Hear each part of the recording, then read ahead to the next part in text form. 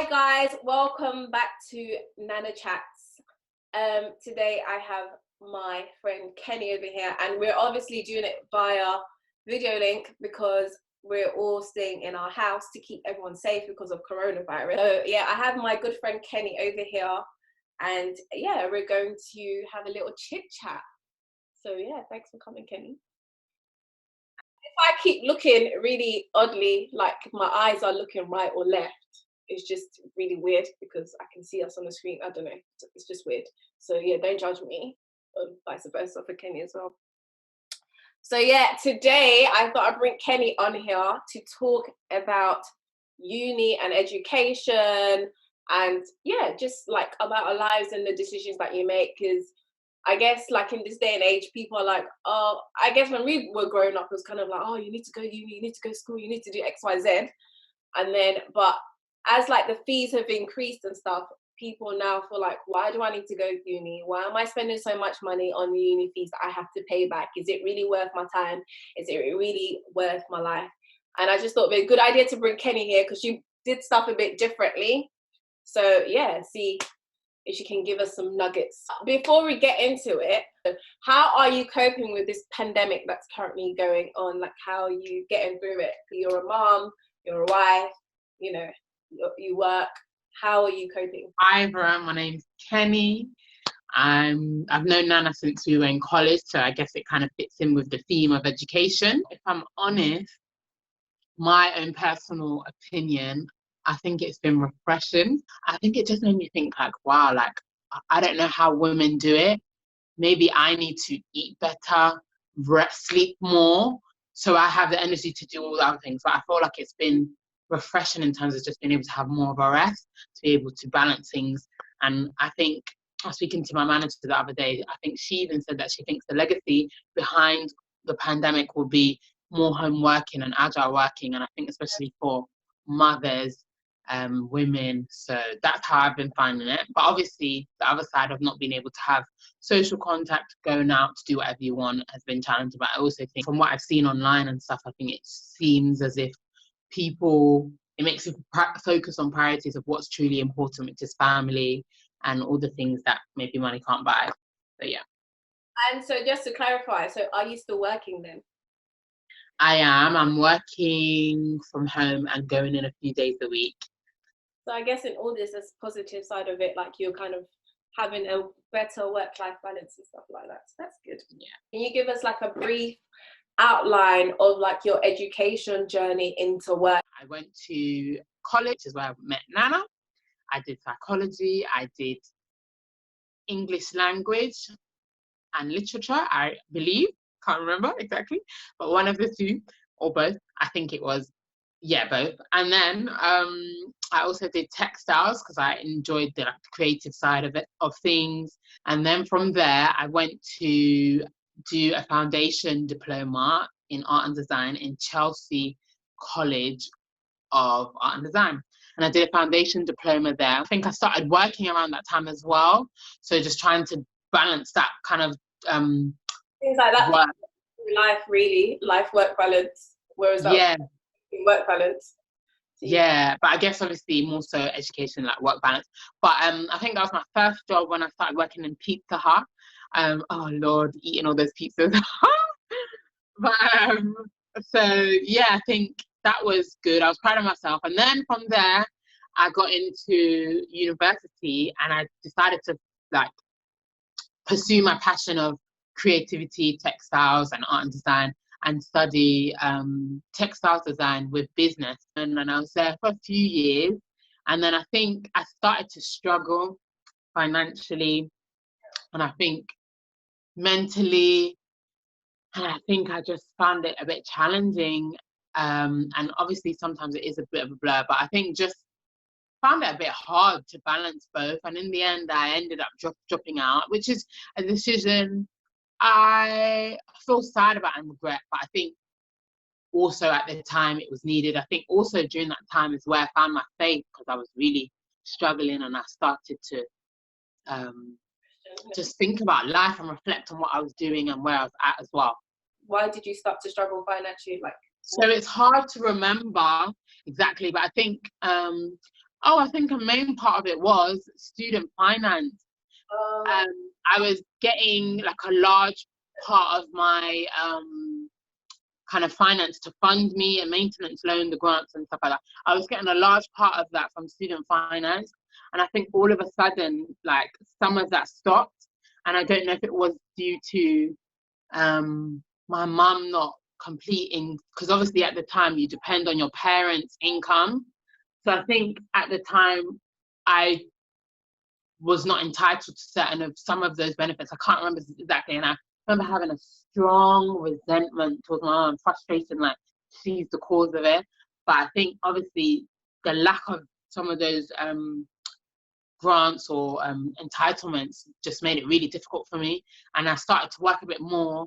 And I think I just started to feel really down. I don't think that part of it's quite unique, because I know loads of people who struggled with student finance, or like, Yeah. actually you're not entitled when really they should be entitled. So I feel like a Yeah. lot of people relate to this whole student finance thing, and I'm sure the processes are probably better now, but I'm sure it's just Yeah. And I appreciate you saying that, because at the time I felt alone, like I was the only one going through it. And not that anyone needed to understand, but I just felt like, why me kind of thing. And I really struggled with it. And I just felt like something that, especially if you're born here, that you're entitled to. I don't see why it's so difficult, and why it's now causing a hindrance to me and affecting me in so many ways, mentally, emotionally. So I was finding it very hard and challenging. So in the end, I just decided to drop out, and I feel sad when I look back, but I'm also proud of the achievement and how far I got back. And I know it's not the end, like there's always so many other opportunities to pursue education. And I think I've learned a lot from them as well, because I think at the time when you're young, you don't really know 100% what you want to do. You're still young, you're still learning and growing, and you don't know sometimes how maybe important the courses that you study will be for the career that you want to go into. And it's so funny, I was having a discussion with my little sister just talking about that last week, and I was so proud of her, saying she's now thinking about certain subjects that she wants to get into, not just doing anything, but how it will help her in terms of her career choices. And I think I wish I had that kind of guidance and mentorship at the time, because I think it was just kind of do what you enjoy, but not really thinking of where it was going to take me. So you dropped out from doing textiles.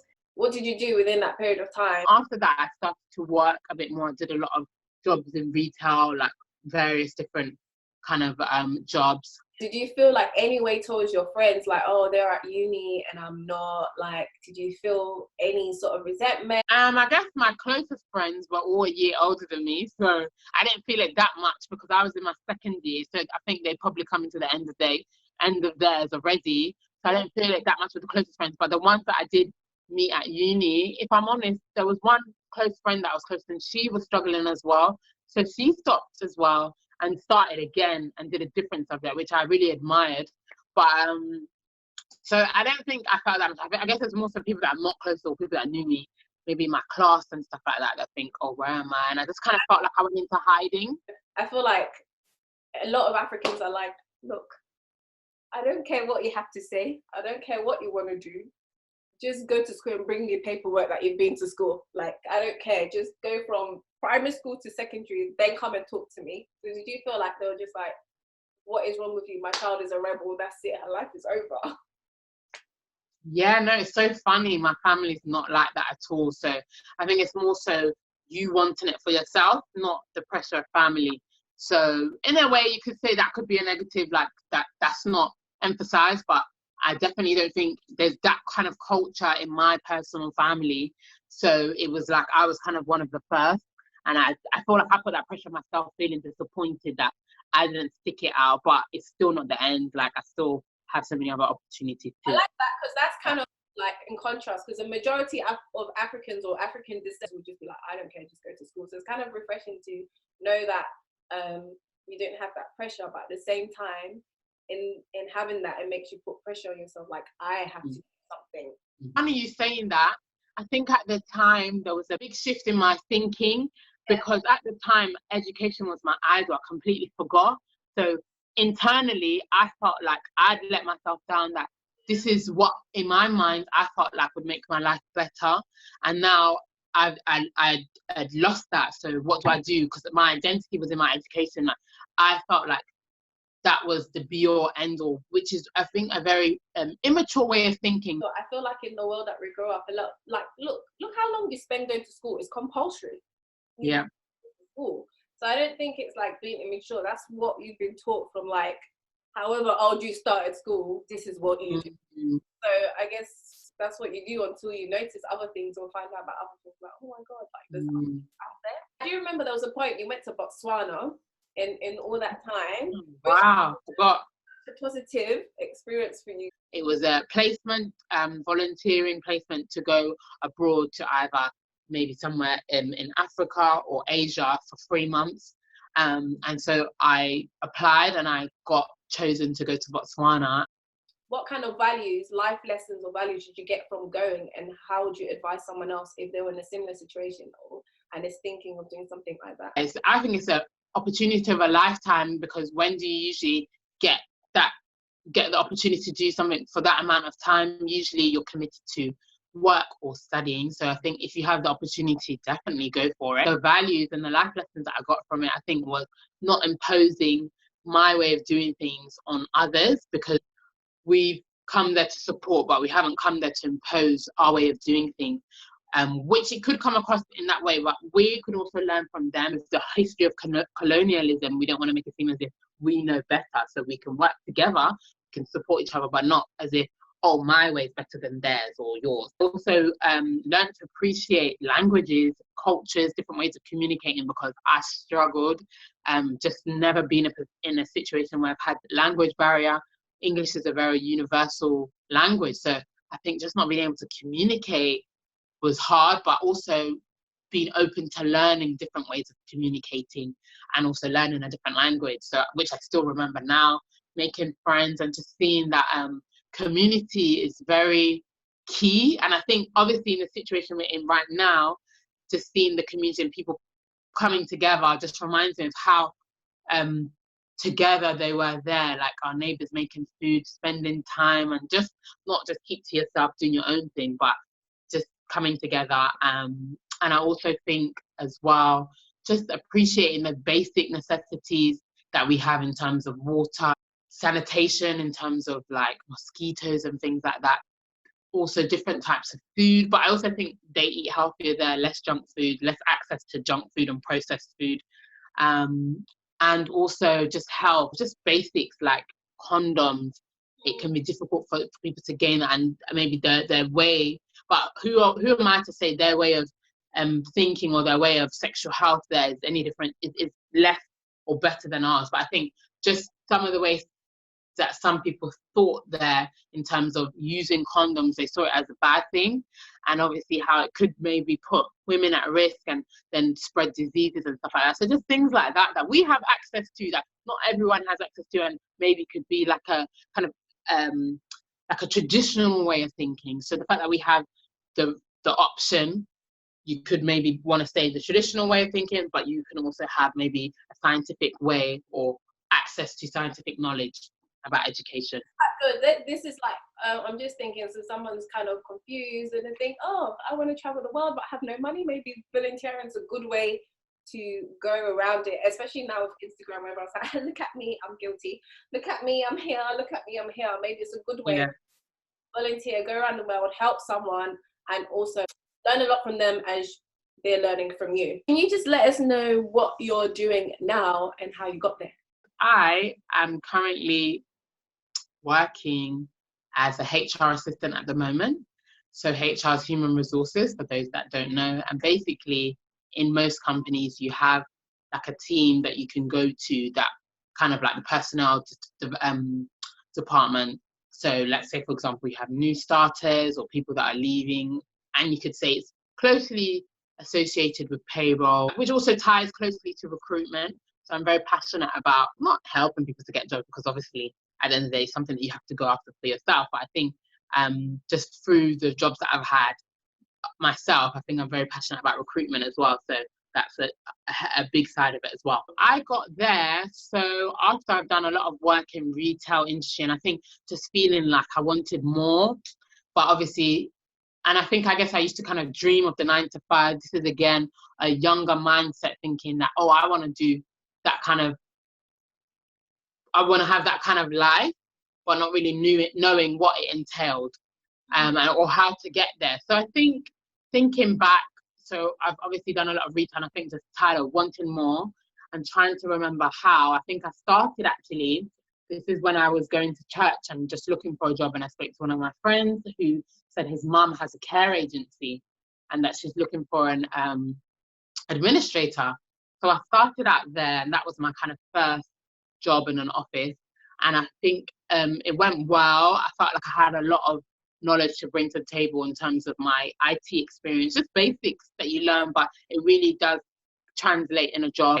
So I started there, and I think after a while it turned a bit sour, maybe more so because I think it was a small private company, and it was very much in terms of culture, like one particular culture, African culture, sorry, just to say it as it is. So I felt like it was time to move on. I felt a bit suffocated, and maybe sometimes we think when things fall apart that, oh, that's sad, but I think it was time to move on for new change and growth. So then from there, I went to a cleaning company that I was there for about 2 years, or coming up to 3, which I think was good. It was more professional, but again, it was a small private company. That was good. I learned loads of different skills there in terms of payroll and computer systems, which was great.